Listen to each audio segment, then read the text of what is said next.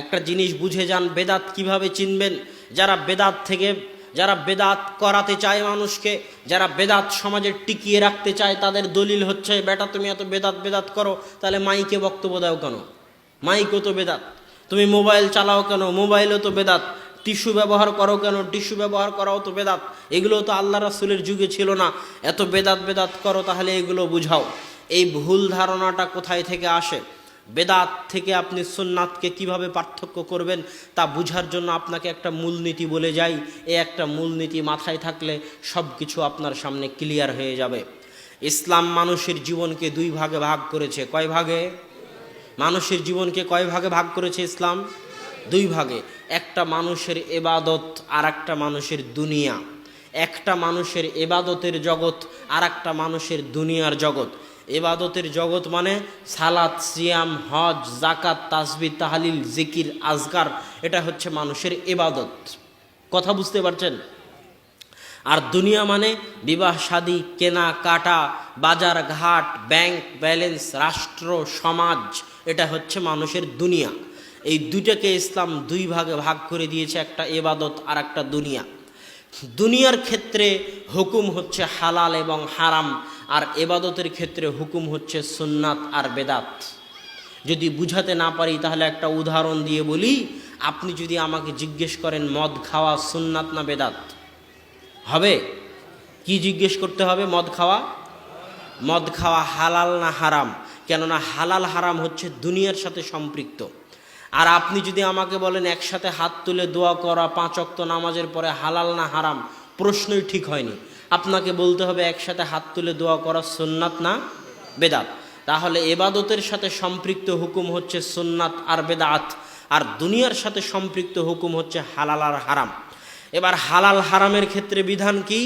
হালাল হারামের ক্ষেত্রে বিধান হচ্ছে আল্লাহ এবং আল্লাহ রাসূল কোরআনে এবং হাদিসে যা নিষেধ করে গেছেন 1400 বছর আগে, যা নিষেধ করে গেছেন 1400 বছর আগে, তারপর থেকে নিয়ে গত 1400 বছরে যা যা নতুন কিছু আবিষ্কার হয়েছে, আরও আগামী হাজারো বছরে যা যা নতুন কিছু আবিষ্কার হবে, সবই হালাল। হালাল আর হারামের ক্ষেত্রে বিধান হচ্ছে সবই হালাল। গত 1400 বছরে যা নতুন আবিষ্কার হয়েছে তাও হালাল, আগামী 1400 বছরে যা আবিষ্কার হবে তাও হালাল। শুধু হারাম অতটুকু যতটুকু আল্লাহ এবং আল্লাহ রাসূল 1400 বছর আগে হারাম করে গেছেন।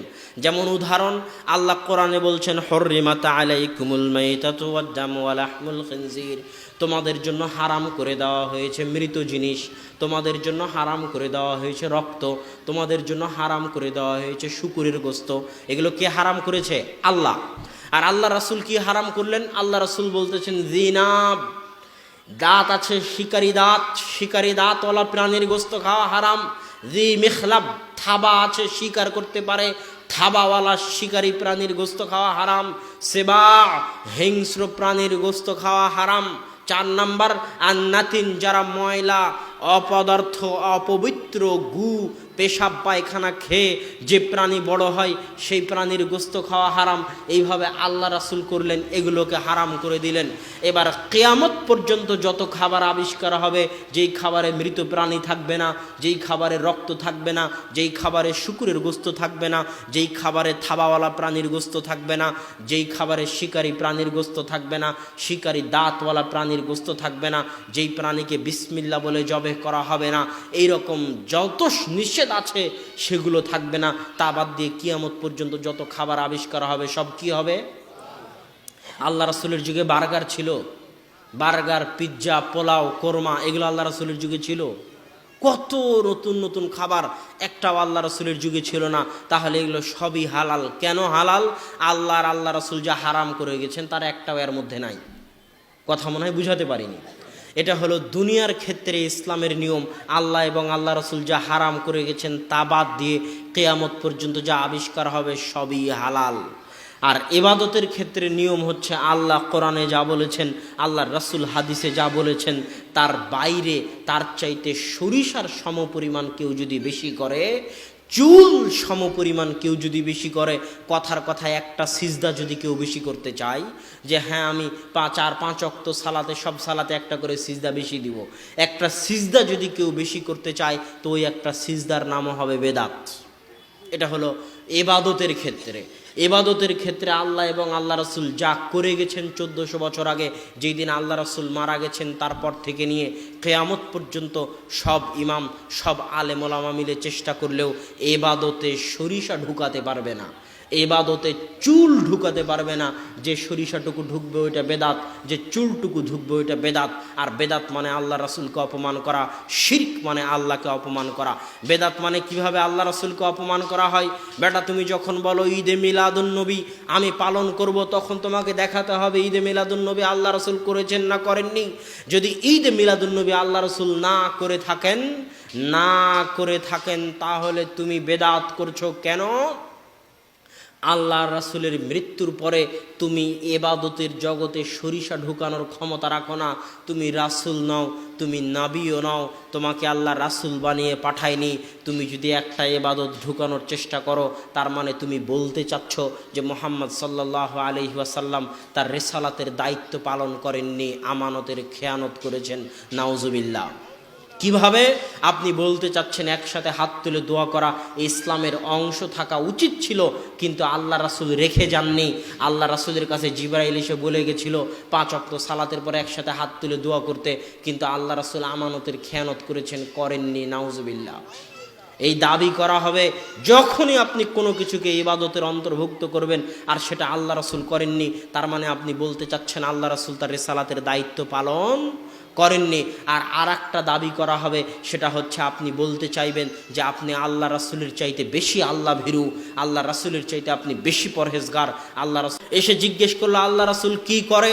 উত্তরে আল্লাহ রাসূলের স্ত্রীরা শোনালো আল্লাহ রাসূল ইয়াসুমু ওয়া ইফতির, সিয়াম রাখেন, সিয়াম ভাঙেন, ইয়াকুমু বিল্লাইলি ওয়া ইয়ানাম, রাতের বেলা সালাত আদায় করেন, আবার রাতের বেলা ঘুমান। আল্লাহ রাসূল বিবাহ করেছেন, স্ত্রী পুত্র ছেলে মেয়ে আছে। তারা বলল আল্লাহ রাসূলের গফিরা লাহু মা তাকাদ্দামা মিন যামবিহি ওয়া মা তাআখার, আল্লাহ রাসূলের আগের পরের সব গুনাহ মাফ হয়ে গেছে। তাকাল্লুহা, তারা আল্লাহ রাসূলের ইবাদতকে অল্প মনে করলো, যে তারা আগের পরের সব গুনাহ ক্ষমা হয়ে গেছে, এত ইবাদতের তার প্রয়োজন নাই, কিন্তু আমাদের ইবাদতের দরকার আছে। একজন বলল লা উফতিরু আবাদা, আমি কোনোদিন সিয়াম ভঙ্গ করব না, আজীবন সিয়াম রাখবো। আর একজন বলল লা আনামু বিল্লাইল, আমি রাত্রে ঘুমাবো না, সারা রাত তাহাজ্জুদের সালাত আদায় করব। আর একজন বলল আমি বিবাহ করব না। আল্লাহ রাসূল বাড়িতে এসে তাদেরকে খুঁজতে লাগলেন, কোথায় তারা। খুঁজতে খুঁজতে যখন তাদেরকে পেয়ে গেলেন তখন তাদেরকে বললেন আকুলতুম কাদা ওয়া কাদা, তোমরাই কি তারা যারা এই কথা বলেছো? তখন আল্লাহ রাসূল তাদেরকে বলতেছেন ওয়াল্লাহি লা ইন্নী আখশাকুম ওয়া আতকাকুম লিল্লাহ, ওয়াল্লাহি আল্লাহর কসম, ওয়াল্লাহি আল্লাহর কসম, ওয়াল্লাহি আল্লাহর কসম, আমি মুহাম্মদ সাল্লাল্লাহু আলাইহি ওয়াসাল্লাম আসমানের নিচে জমিনের উপরে সবচেয়ে তাকওয়াবান, সবচেয়ে পরহেজগার, সবচেয়ে আল্লাহ ভীরু। আমি সিয়াম রাখি, সিয়াম ভাঙ্গি, আমি রাতে সালাত আদায় করি, আবার ঘুমাই। যারা আমার এই সুন্নাত থেকে বেরিয়ে যাবে, মুখ ঘুরিয়ে নিবে, তারা আমার উম্মতের অন্তর্ভুক্ত নয়। সম্মানিত উপস্থিতি, অতএব বেদাত অনেক ভয়াবহ জিনিস, বেদাতের মাধ্যমে আল্লাহর রাসূলের অপমান করা হয়। সুন্নাত বেদাত কাকে বলে? ওই যে দোয়া চাওয়ার কথা বলতেছিলাম, আসমানের নিচে জমিনের উপরে আল্লাহর নিকটে দোয়া চাওয়ার সবচেয়ে বড় মাধ্যম কি? সালাত। সালাত শব্দের শাব্দিক অর্থই হচ্ছে দোয়া। সালাত শব্দের শাব্দিক অর্থই হচ্ছে দোয়া। সালাতের শুরু থেকে নিয়ে আল্লাহু আকবার হাত বাঁধা থেকে নিয়ে আসসালামু আলাইকুম ওয়া রাহমাতুল্লাহ বলা পর্যন্ত শুধুই দোয়া, দোয়া আর দোয়া। সালাত দেওয়াই হয়েছে দোয়া করার জন্য,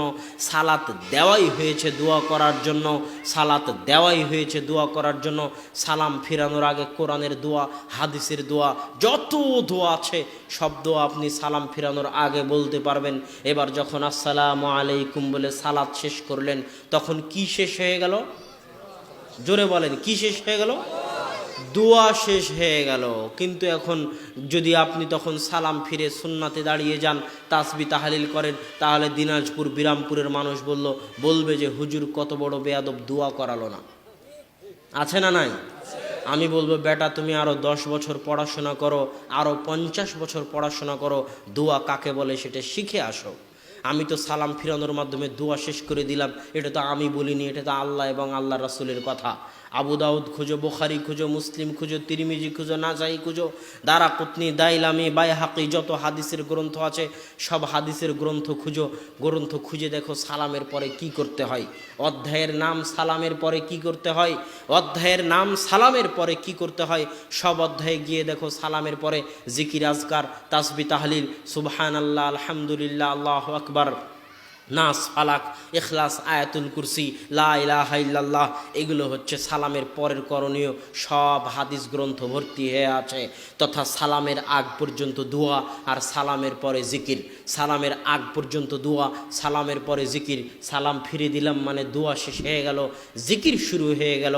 আর সমাজে যখন একটা বেদাত ঢুকেছে এই জায়গাতে যে সালামের পরে দোয়া করতে হবে, সালামের পরে দোয়া করতে হবে, এই বেদাত যখন সমাজে ঢুকেছে তখন দুইটা সুন্নাত উঠে গেছে। কয়টা সুন্নাত উঠে গেছে?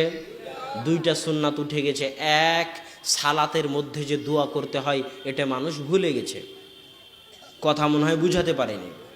দোয়া করার মাধ্যম যে সালাত, সারা যে সালাতে দাঁড়িয়ে আল্লাহর কাছে দোয়া করলেন, আল্লাহর রাসূল যে সালাতে দাঁড়িয়ে আল্লাহর কাছে দোয়া করলেন, দোয়া করার মাধ্যম যে সালাত, এটা মানুষ ভুলে গেছে। মানুষ মনে করে সালাত এমনি সিজদা দিলাম, এমনি রুকু করলাম, সালাম ফেরার পরে এবার আসল দোয়া শুরু হবে। জাহেল, অজ্ঞ, মূর্খ, জানে না। ওই বেদাত ঢোকার কারণে মানুষ ভুলে গেছে সালামের আগে দোয়া করতে হয়, সিজদায় গিয়ে দোয়া করতে হয়।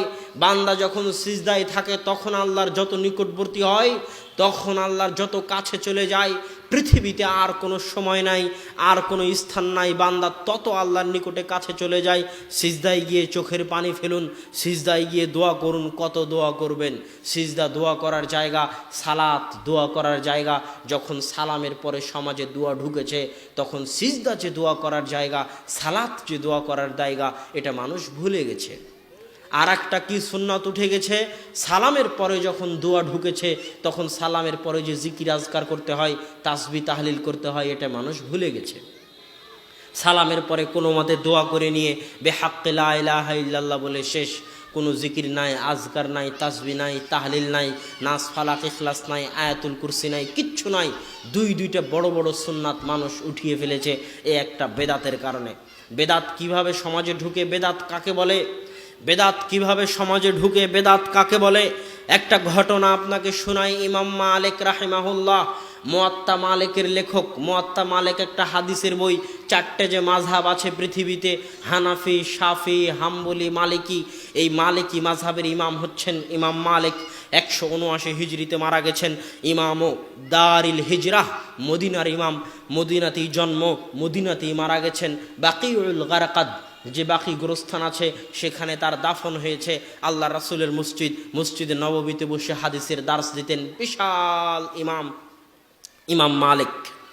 ইমাম মালিকের দরবারে একজন ব্যক্তি এসে বলতেছে, ইমাম মালিক, উরিদু আন উহরিমা মিন কবরি রাসূলিল্লাহি সাল্লাল্লাহু আলাইহি ওয়াসাল্লাম। ইমাম মালিক, এটা মসজিদে নববী, এটা হচ্ছে মক্কা, আর এইটা হচ্ছে জুলহুলাইফা, মিকাত, এহরাম বাঁধার জায়গা। মদিনা থেকে যারা মক্কায় যাবে তাদের এহরাম বাঁধার জায়গা হচ্ছে জুলহুলাইফা। আল্লাহর রাসূল নির্ধারণ করে দিয়েছে, আল্লাহর রাসূল নির্ধারণ করে দিয়েছে এই জায়গা। এই জুলহুলাইফা মদিনা থেকে দক্ষিণ দিকে 10 কিলোমিটার। ওই ব্যক্তি ইমাম মালিককে এসে বলতেছে, ইমাম মালিক, আমি জানি আল্লাহ রাসূল এহরাম বাঁধার জায়গা করে দিয়েছেন জুলহুলাইফা, কিন্তু আমি এহরাম বাঁধতে চাই মসজিদের নববী থেকে, আল্লাহর রাসূলের কবরের পাশে থেকে। তখন ইমাম মালিক বলতেছেন, উরিদু আন তাকা আদুন্নু আন তাকা আখশা আন তাকা ফিল ফিতনাহ, আমি ভয় পাচ্ছি তুমি ফিতনার মধ্যে পতিত হচ্ছ। ওই ব্যক্তি বলছে, আপনি কিসের ফিতনার কথা বলতেছেন? আমি যদি জুলহুলাইফা পার হয়ে চলে যেতাম তাহলে না হয় ফিতনা হলো, সেটা বুঝলাম। আমি তো জুলহুলাইফা পার হইনি, পার তো হইনি 10 কিলোমিটার আগে তো এহরাম বাঁধতেছি, তাও আবার কোন জায়গা থেকে বাঁধতেছি আপনি জানেন? পৃথিবীর শ্রেষ্ঠ মসজিদগুলোর একটা মসজিদ, আল্লাহ রাসূলের মসজিদ, মসজিদের নববী থেকে এহরাম বাঁধতেছি, তাহলে ফিতনা আবার কিসের? কথা মনে হয় বুঝতে পারেননি। বাংলাদেশে যারা হজ করেছেন হাজি, তারা দেখবেন শাহজালাল আন্তর্জাতিক বিমানবন্দরের হাজি ক্যাম্প থেকে এহরাম বাঁধে। তাদেরকে যদি বলা হয় যে ইয়ালামলাম হচ্ছে আপনার এহরাম বাঁধার জায়গা, আল্লাহ রাসূল নির্ধারণ করেছে, ওখানে আপনাকে এহরাম বাঁধতে হবে, ওই ব্যক্তি একই কথা বলবে যে আমি তো ইয়ালামলাম পার হয়ে যাইনি, 1000 কিলোমিটার আগে এহরাম বাঁধলাম, পার হয়ে গেলে না হয় সমস্যা ছিল। একই কথা বলবে যেটা ইমাম মালিককে বলা হয়েছিল। ইমাম মালিক কি জবাব দিচ্ছেন? ইমাম মালিক উত্তরে বলতেছেন, আইয়ু ফিতনাতিন আ'যামু মিন হাদিহি সাবাকতা ইলা ফাজিলাতিন কাসারা আনহা রাসূলুল্লাহ সাল্লাল্লাহু আলাইহি ওয়াসাল্লাম। এ আল্লাহর বান্দারা শুনো, এর চেয়ে বড় ফিতনা পৃথিবীতে আর কিছুই হতে পারে না, এর চেয়ে বড় ফিতনা পৃথিবীতে আর কিছুই হতে পারে না, এর চেয়ে বড় ফিতনা পৃথিবীতে আর কিছুই হতে পারে না যে এমন আমল তুমি করতে যাচ্ছ যে আমল আসমানের নিচে জমিনের উপরে সবচেয়ে তাকওয়াবান, সবচেয়ে পরহেজগার, সবচেয়ে আল্লাহ ভীরু মানুষ মুহাম্মদ সাল্লাল্লাহু আলাইহি ওয়াসাল্লাম করেননি। এর চেয়ে বড় ফিতনার হতে পারে না। আল্লাহ রাসূল এহরাম জুলহুলাইফা থেকে বেঁধেছেন, অতএব তুমি মসজিদে নববী থেকে বাঁধতে পারো না। এর নামই বেদাত, এর নামই হচ্ছে বেদাত। সারা পৃথিবীর সব ইমাম, সব হুজুর মিলে যদি বলে সালাত আদায় করা ভালো কাজ, অতএব জুমার দিনে 2 রাকাত নয় 3 রাকাত সালাত আদায় করব, 2 রাকাত নয় 4 রাকাত সালাত আদায় করব। ইমাম আবু হানিফা, শাফি, আহমদ বিন হাম্বল, ইমাম মালিক, বুখারী, মুসলিম, আবু দাউদ, নাসাই, তিরমিজি, নাসরুদ্দিন আলবানী, ইবনে তাইমিয়া, ইবনুল কাইয়ুম, ইবনে হাজার আসকালানি, দারাকুতনি, দাইলামি সবাই এক জায়গায় বসে যদি বলে, সারা বাংলাদেশের সব ইমাম, সব মাওলানা মিলে যদি বলে নামাজ পড়া তো ভালো কাজ, সমস্যা কি? জুমার দিন 4 রাকাতই না হয় পড়লাম। কথা বুঝতে পারেননি? তো সারা পৃথিবীর সবাই মিলে বললেও সেটা কি হবে? বেদাত হবে।